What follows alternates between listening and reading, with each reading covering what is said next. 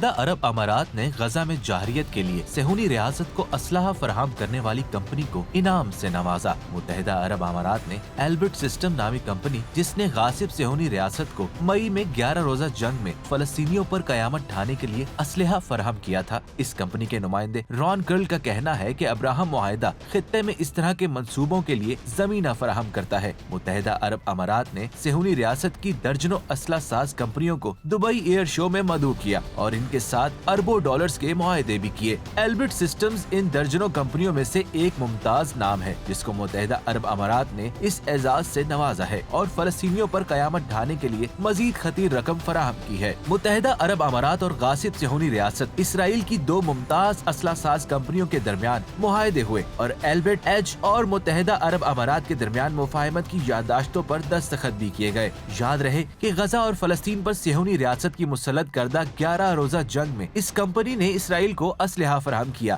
جس سے 250 فلسطینیوں نے جانیں گنوائیں، جن میں 60 بچے بھی شامل تھے۔ کمپنی کی طرف سے فراہم کردہ ڈرونز اور میزائلوں کے حملوں میں کئی گھر تباہ ہوئے اور ہزاروں فلسطینی زخمی بھی ہوئے، مگر اسلام کے لبادے میں دشمن کے اعلی کار اسلامی ممالک کا خطیر سرمایہ دشمن کے ساتھ معاہدے کرنے اور اسے مزید مضبوط کرنے میں صرف کر رہے ہیں، اور کسی بھی اسلامی ملک میں اس پر حساسیت نظر نہیں آتی۔